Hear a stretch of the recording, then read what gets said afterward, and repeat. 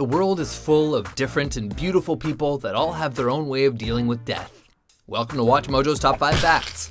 Today we'll be counting down our favorite facts about funeral rituals from around the world. Hundreds of guests are sometimes invited, and they must all be fed. Usually meat and rice, accompanied by beer and rum. We realize that our audience is so international that some of these facts may not seem all that exotic to you, but they sure do to most of us here in North America. You're in America now. You'll make it. Number 5. In Ghana, you can be buried in a pineapple. Ghana has a whole industry around custom-built fantasy coffins. These include everything from coffins in the shape of fish for fishermen, to shoes for shoe cobblers, and even coffins in the shape of Coca-Cola bottles for, Pepsi haters, I guess. In Ghana, funerals are meant to be a celebration of the loved one's life. They are full of music and dancing and laughing and crying. These coffins are part of that bittersweet celebration. They remind the mourners of their loved one's life, and they bring joy as much as they bring tears. Number 4.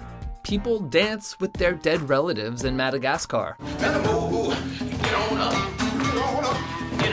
Meanwhile, on the other side of Africa, every half-decade or so, Malagasy people perform a ritual called Famadiana, in which the dead are dug up, given new shrouds, and are lifted above dancing relatives in a Tim Burton-esque crowd surfing reenactment. Hit it, boys. This ritual has become a cross-religious Madagascar tradition that's performed equally by Christians, Muslims, and members of the local animist religions. Though these festivities may seem strange to Westerners, in Madagascar, it's just a way to say thank you to your ancestors. Dozens, sometimes hundreds of relatives and friends get together with good food and live music. Then they dance with the ancestors who made their lives possible. Number 3. Cannibalism helps some people deal with the grieving process. The Wari tribes of the Brazilian Amazon practice cannibalism during their funerals, which really brings down the catering bills.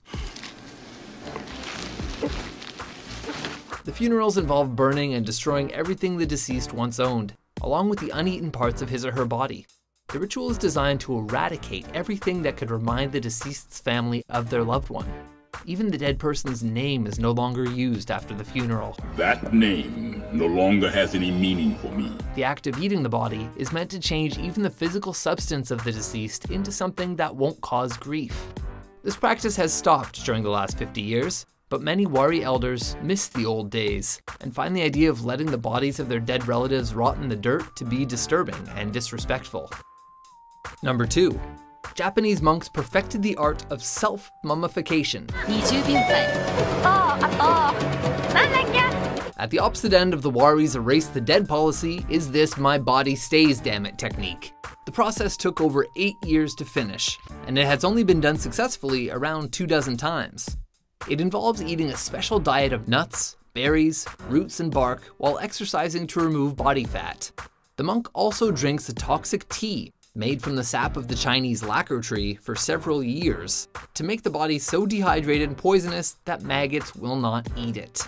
Then the monk seals himself in a tiny tomb where he meditates until he dies. Each day they would ring the bell to tell those outside that they were still alive. After 1,000 days, the tomb is opened. If the mummification was successful, and it usually was not, the monk's eyes are removed.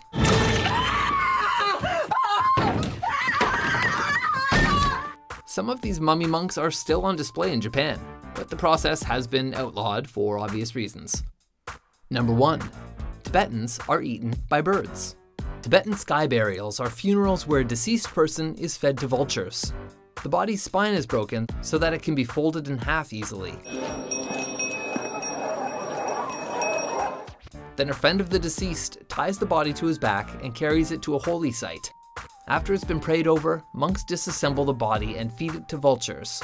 It may seem unnerving to outsiders, but the locals view it very differently. Firstly, vultures are thought of as holy birds in Tibet. Secondly, it reminds the mourners of the ephemerality of the body and the interconnectedness of life, which are both important concepts in the Buddhist tradition. Reportedly, most Tibetans would prefer to have this kind of funeral, which is good because most of the country is too mountainous and rocky for ground burials, and wood has historically been too scarce to waste on cremation. So, Which of these funerals would you prefer to have? Spider. For more pineapple coffin top 10s and self-catered top 5s, be sure to subscribe to WatchMojo.com. Ain't this a bitch? Dead. As a donut.